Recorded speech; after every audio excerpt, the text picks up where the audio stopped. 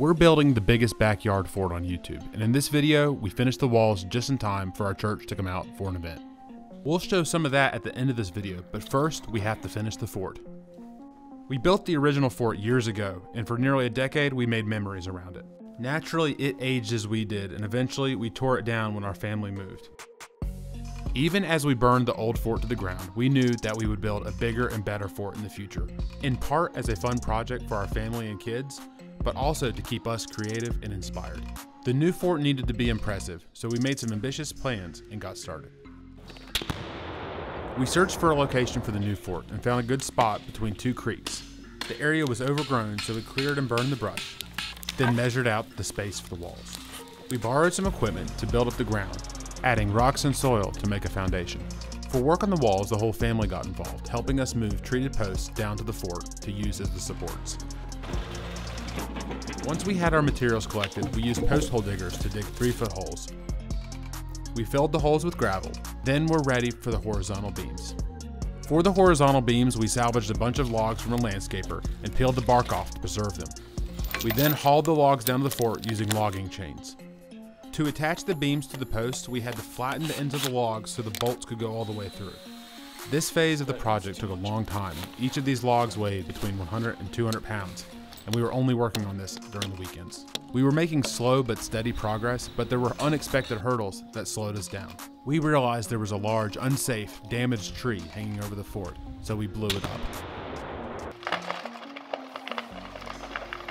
For a time, progress was slow. We had limited time and were working on our video business, so I challenged myself to get up early and go out late at night to get at least one log a day for the fort. Creating content, marketing, and running a business can be challenging. That's why we started Siege Engine Creative, our video marketing company and the sponsor of this video. We realized that many great companies within the trades didn't exist online, resulting in huge missed opportunity for those businesses.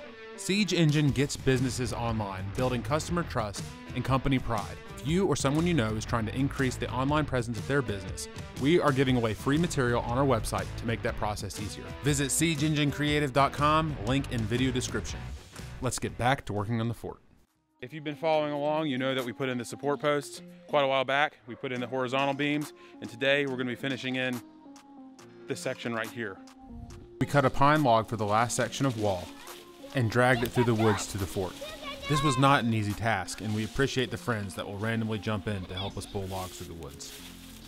At this point, the fort walls were almost finished, so the family got together for a final push to get the walls done. Dad helped me peel the bark off the pine log.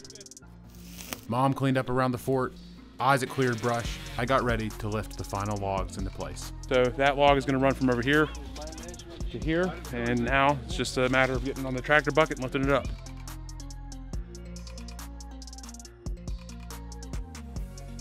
Next step is going to be to drill through these posts and put a bolt.